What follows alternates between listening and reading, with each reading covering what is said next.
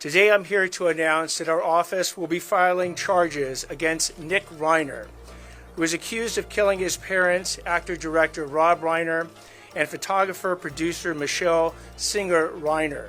Los Angeles police speaking just a short time ago. We have brand new information in the murders of Hollywood legend Rob Reiner and his wife Michelle. Their own son is reportedly now in custody, accused of killing them with a knife. I kind of knew that I wanted to relapse, basically. And that is Nick Reiner, in his own words, appearing on the Dopey podcast in 2018, talking about his struggles with addiction. What we now know about what potentially led up to the fatal confrontation inside of the LA mansion Sunday night, and what the relationship recently was really like between Rob and Michelle Reiner and their son. We're on The Case, presented by Law&Crime. I'm Chris Stewart.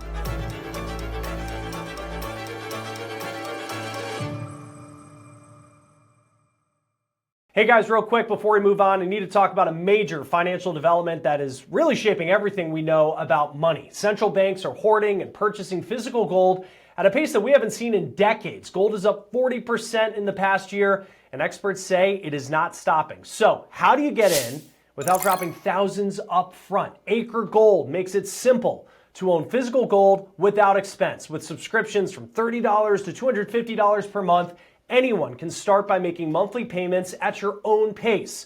When you reach the price of your bar, Acre Gold ships it right to your door. We're talking about real gold that you can have, save, or pass down. Secure your wealth and take control of your future. Start today at getacregold.com/onthecase. Well, it has become obvious since Rob and Michelle Reiner were found dead in their home that their son Nick has battled demons in his life. And it's also become clear that this family really struggled in trying to help Nick in recent years. Right now, Nick Reiner, 32 years old, is being held here at the county jail in Los Angeles. He's being held on a $4 million bond. Police say they believe that this 32-year-old is responsible for the deaths of his mom and dad. These charges will be 2 counts of first-degree murder with the special circumstance of multiple murders. He also faces a special allegation that he personally used a dangerous and deadly weapon, that being a knife. These charges carry a maximum sentence of life in prison without the possibility of parole or the death penalty. No decision at this point has been made with respect to the death penalty.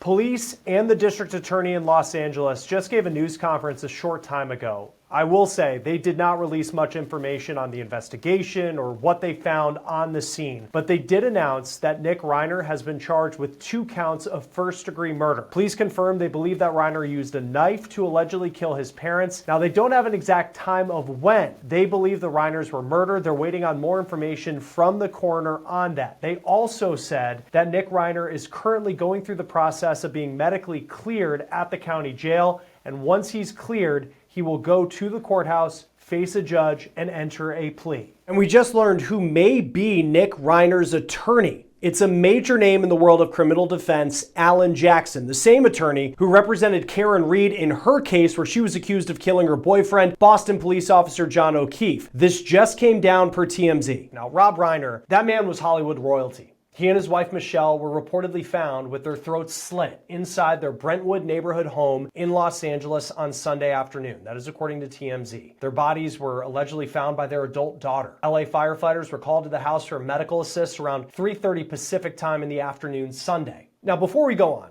if you don't know who Rob Reiner was, you most certainly know his work, his movies. He rose to fame in the 70s, first as an actor on the show All in the Family that aired between 1971 and 1979, but he wasn't done when it came to his career because he went on into directing, and he is a legend in that space in both comedies and in dramas. In 1989, he directed When Harry Met Sally, absolute classic starring Billy Crystal and Meg Ryan. Then in 1992, he directed one of the best dramas of all time, I think, A Few Good Men, the movie with Tom Cruise that was nominated for Best Picture at the Oscars. Now, as far as his personal life, he met his wife Michelle while he was directing When Harry Met Sally. She was a photographer. They got married in 1989 and they went on to have 3 children together. And one of those kids is Nick, who we're going to talk a lot more about in just a moment. With so much success, the Reiners were obviously powerful people in Hollywood, not just in show business, but also politics. Former President Barack Obama actually told Jimmy Kimmel Monday night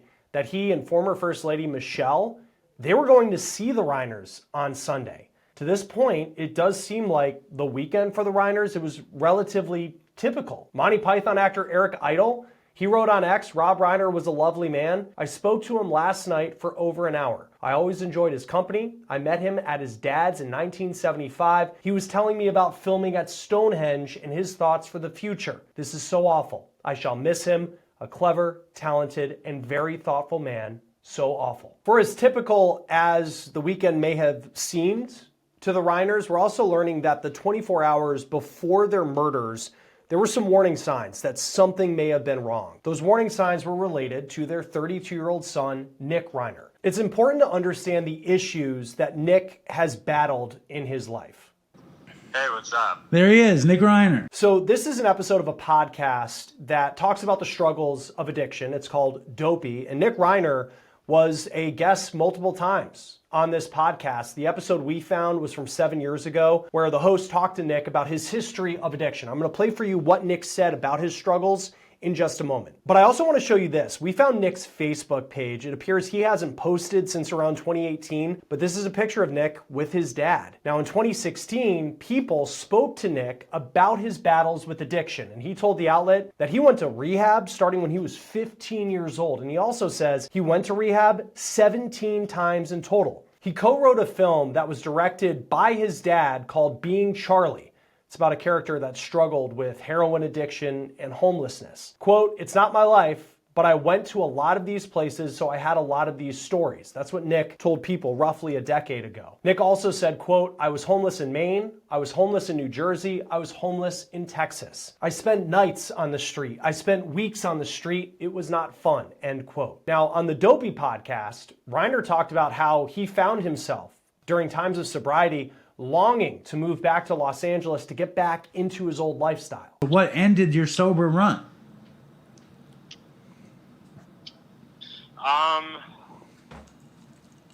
I don't know. I just didn't want to be away from home, and I just wanted to come back home.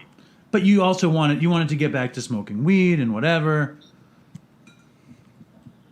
I'm not judging you, Nick. I'm just like the show. Like there's a billion or there's thousands. You know what it really was? What? You know what it really was? It was like I kind of knew that I wanted to relapse, basically. Mm-hmm. I didn't even want to call it a relapse. I just wanted to get back to my old life of like smoking weed, kind of taking some pills, like doing whatever I wanted. Yeah. And I knew that if I started to do it back in Maine, I wouldn't really be able to do it.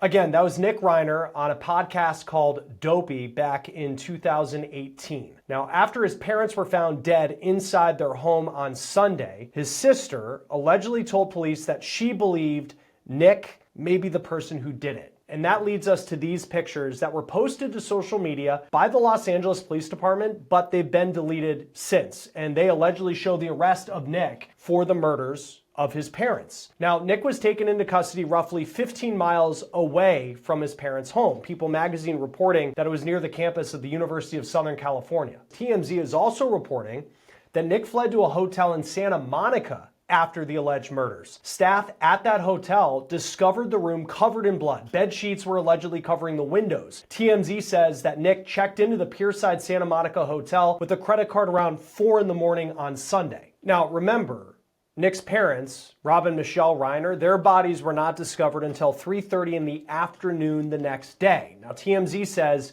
witnesses described Nick looking, quote, tweaked out. The outlet also says that there were no signs at that point that he had been in a violent confrontation. But remember, they say that there was a ton of blood found in that hotel room after he left. Now, if the timing of when Nick checked into the hotel is correct, it would have been just hours after what's being described as a disturbing scene, an alarming scene that played out at a holiday party hosted by comedian Conan O'Brien. TMZ claims that Nick got into a, quote, very loud argument with his dad Saturday night that was loud enough for other people to hear at this party. Now, the report also says that Michelle had grown increasingly concerned in recent months about Nick's mental health and his substance abuse issues. Right now, it's also being reported that as Nick is being held in the LA County Jail, that he is reportedly on suicide watch.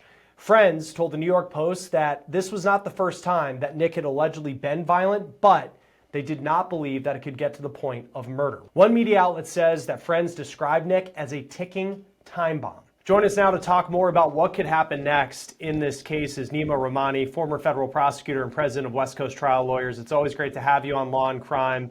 This story taking place where you are out in Los Angeles.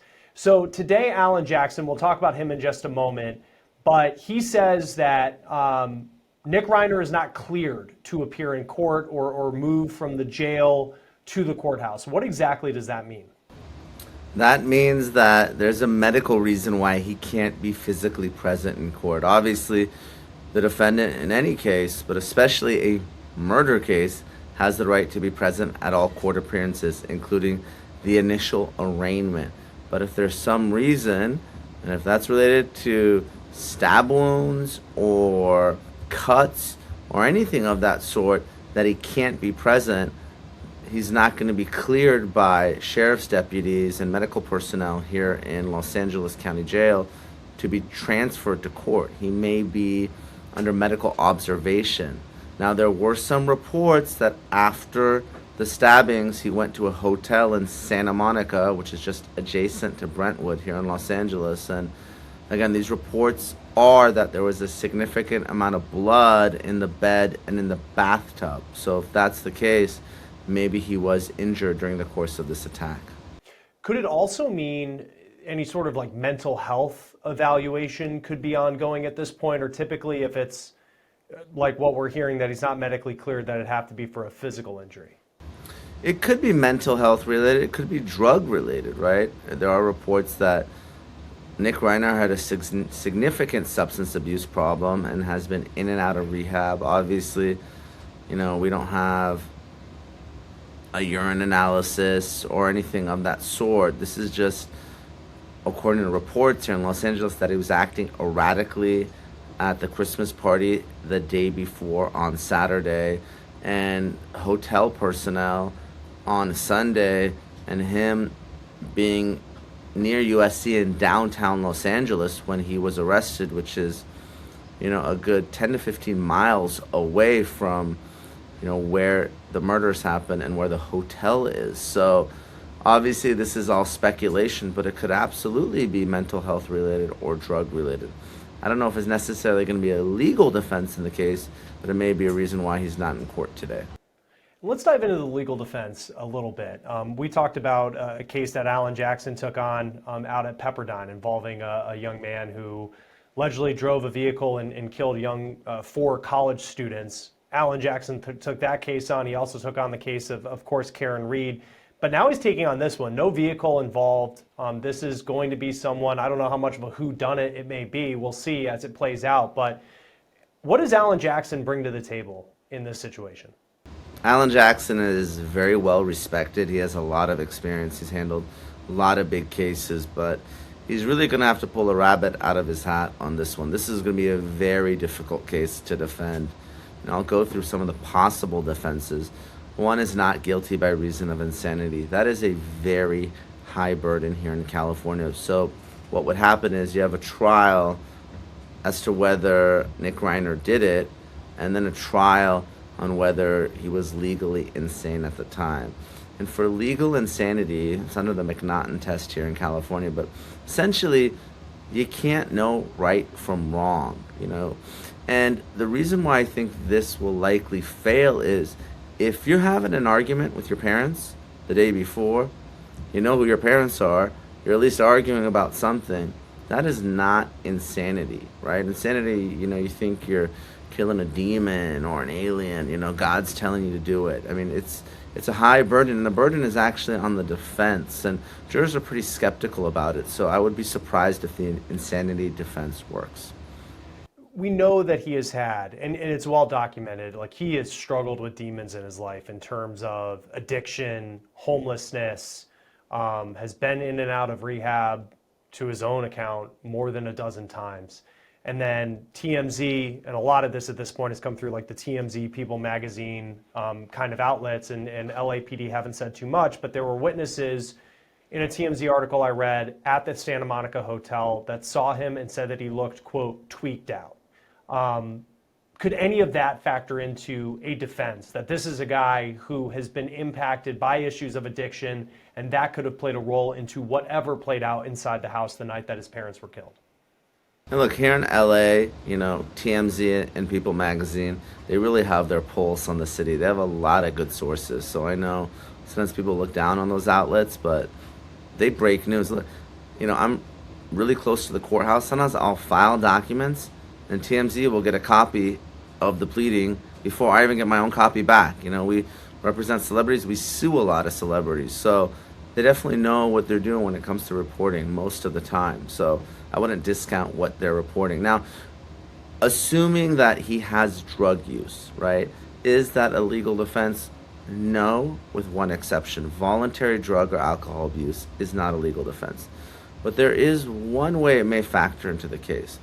It may negate the premeditation for first-degree murder. So, typically if you get into an argument with someone, you go back and you get a weapon, and you come back, that's premeditation. We actually covered this on Law and Crime in the Nipsey Hussle case. That's what happened here in LA, right? An argument happened, someone goes, got a gun, came back. In this case, it appears that Rob Reiner and Michelle Reiner were killed with a knife. Now, I don't know if Nick brought the knife with him or, it was at the home, but the fact that argument and the murder happened after, that's evidence of premeditation. Now, the drug use may be able to negate that premeditation, and that is huge because it may take first-degree murder with special circumstances, which would be a mandatory life without the possibility of parole case here in California because we don't have the death penalty. It would make it a 25 to life case. So certainly not a home run win by any stretch, but under the circumstances where I don't think there's any self-defense argument here. I mean, he's 32, his parents are significantly older, right? I can't imagine this being a self-defense case, but maybe something will come out. I don't think it's a manslaughter case, heat of passion, right? Too much time, I think, had passed since the argument and the murder. So if Alan Jackson can get this down to second-degree murder, I think that would be a win, and that's probably really the only path that he has, based on the very limited information, of course, that we have now. Yeah, a lot more information is expected to come out. For the prosecutors on this case, I'm sure in Los Angeles, if a son was accused of this crime and it was the Smith family and no one's ever heard of these people, it would still be like a regional story, and I'm sure like the True Crime podcast would talk about it. The fact we're talking about Rob Reiner and he is Hollywood royalty and all of that, I mean, I think President Obama said he was going to visit with him that night, and they had plans to get together. I mean, this is a guy who had a lot of power. As a prosecutor, when you're prosecuting, like how much does that factor into the story that you're telling in a courtroom, as opposed to whatever the evidence is on scene that shows that this person is accused of killing his parents, and it doesn't matter who the identity is? Chris, this is probably going to be the biggest case since OJ, in my opinion, because of it has the Menendez brothers, right? A son killing his parents, right? It has the celebrity factor, right? In terms of who the victims were, Rob Reiner, again, Hollywood icon. But you're going to have the who's who of witnesses in this case testifying at trial. And believe me, I do think this case will go to trial. You have Conan O'Brien, you're going to have folks like Larry David, Billy Crystal. I mean, there's images of them in tears. I mean, the Reiners rubbed elbows with Hollywood elite, and they were all percipient witnesses to a lot of this. And again, because there's no death penalty, and because I can't see LA County District Attorney Nathan Hochman giving any type of deal, again, I got to put my lawyer disclaimer, things can change, of course, but the way I view this right now, this is going to be a huge case. Probably sometime in 2027 when this goes to trial. It's probably going to take some time, maybe late 2026, but more likely 2027. I mean, we're talking about it right now, but this is going to be a huge, huge trial, both in terms of the celebrity factor, the gruesomeness, the tragedy, and frankly, the witnesses that are going to appear. I mean, obviously we cover a lot of big cases here on Law and Crime, but I think this is going to be more watched than even cases like Johnny Depp, Tyler Robinson, Charlie Kirk, Luigi Mangione, the biggest cases that we've covered, Brian Koberger. I think this is going to draw more attention than all of them. Well, and such a big part of it, like you talked about Conan O'Brien. So the night before, they're at this holiday party at Conan O'Brien's house.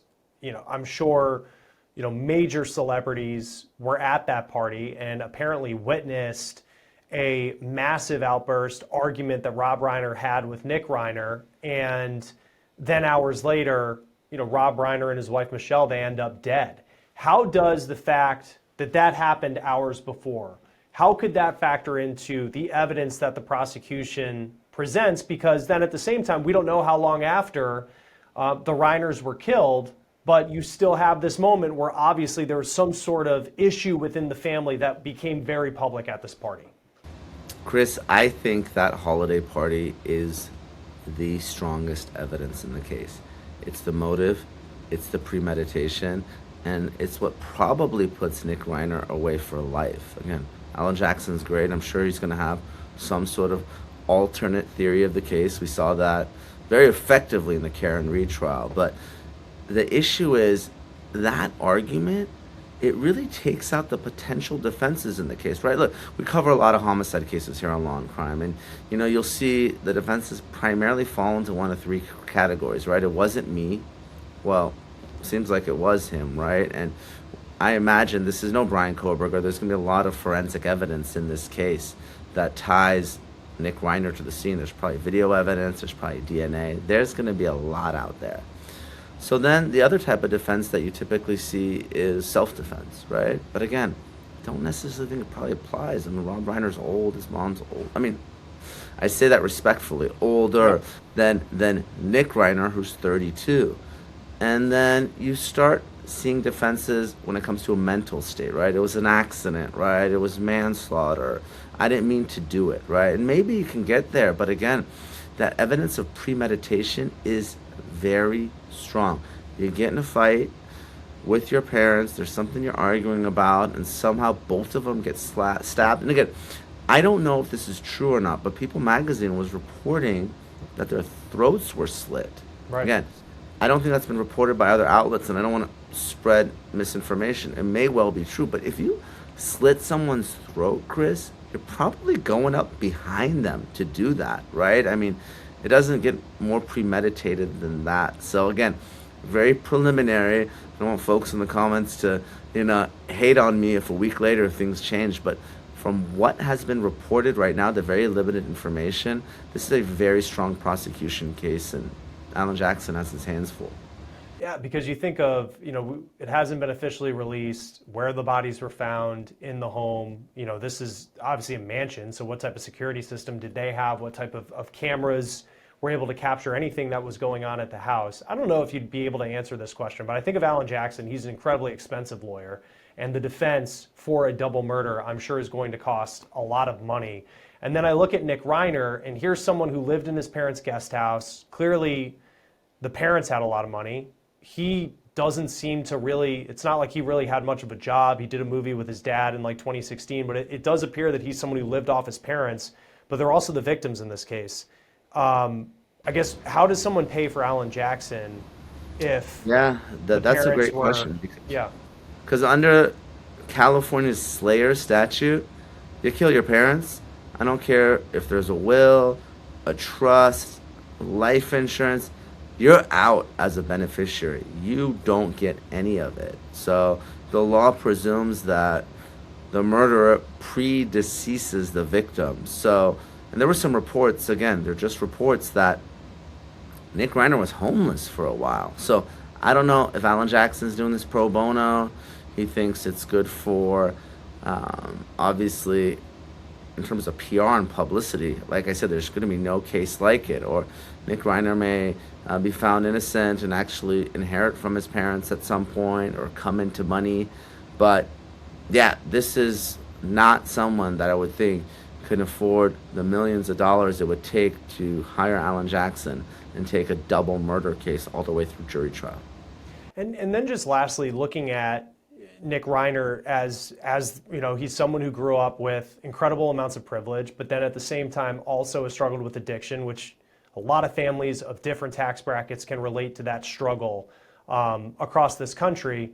I think of who the jurors might be in LA County, probably not millionaires. I mean, maybe a few, but how could people look at him and see him as this person who kind of rode his parents' coattails, it seems, though struggled with addiction? He had more access to resources to treat addiction than, a blue-collar family would be able to afford if they had a family member who was struggling. How have you seen in some of these cases where addiction plays a role, how jurors kind of handle that, especially if it's someone of wealth? Look, obviously, drug addiction and mental health issues are real, and they're a big problem in our society, and especially in our criminal justice system. I don't want to be insensitive. I don't know. Maybe Jackson will put on some sort of abuse case like the Menendez brothers did, right? And maybe, the Reiners won't be sympathetic. But by all accounts, Rob Reiner is considered one of the kindest, nicest, charitable folks here in Hollywood. His reputation is really pristine. Now, maybe folks don't like his political views, but I don't think anyone has ever said that Rob Reiner has spoken a mean word or done a, disrespectful act to anyone. Now, obviously, I don't know how he is as a father, but I don't think folks are going to have a whole lot of sympathy for Nick Reiner. They'll probably think he's some sort of Nepo baby, and, he had all the opportunities in the world and he squandered them. And he took his own parents' life. Again, I want to give Alan Jackson a chance because I never would have thought that someone could have run over their police officer boyfriend in Massachusetts and folks would be on the side of the defendant, right? So, he's going to have a great defense and a great PR team. But again, I really do think he has an uphill battle here because folks are not going to like Nick Reiner, or anyone for that matter, stabbing and killing both of their parents. It just doesn't make any sense, and the defense is going to have to try to make some sense of it, but I don't think they're going to be able to, again, unless there's something that comes out of the blue that I'm just unaware of. Yeah, no doubt, though. The video today of Alan Jackson walking into the courthouse, you kind of had this moment where it's like, okay, here we go. He's now involved. Certainly, makes a very, very sad case, something that's going to be interesting to watch from a legal perspective going forward. Former federal prosecutor Nemo Romani, it's always great to have you on Law and Crime. We'll see where the story goes next.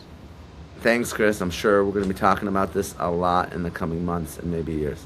Now, as the criminal justice system is now in control of this case, those who knew the Reiners continue to pay tribute to a true Hollywood power couple. Actress Jane Fonda wrote on Instagram, quote, "Rob and Michelle Reiner were wonderful, caring, smart, funny, generous people, always coming up with ideas for how to make the world better, kinder. They had been helping me launch the committee for the First Amendment. I saw them the night before last, looking healthy and happy. I am reeling with grief, stunned." Then you have music legend Paul McCartney, who wrote on Facebook, "Life can be so unfair, and this tragedy proves it. His father, Carl Reiner, was a great humorist before him, and Rob followed in his dad's footsteps, doing a terrific job making many great films. I will always have fond memories of Rob, and the idea that he and his wife will no longer be in the world with us is heartbreaking. Thanks for all the humor. Rest in peace. Love, Paul." Then you have author Stephen King, another Hollywood heavyweight, saying, quote, "I'm horrified and saddened by the death of Rob Reiner and Michelle. Wonderful friend, political ally, and brilliant filmmaker. Rest in peace, Rob. You always stood by me." We'll continue to keep a close eye on this case, but that will do it for this episode of On the Case, presented by Law and Crime. Subscribe to us on YouTube and Spotify. I'm Chris Stewart. We'll see you next time.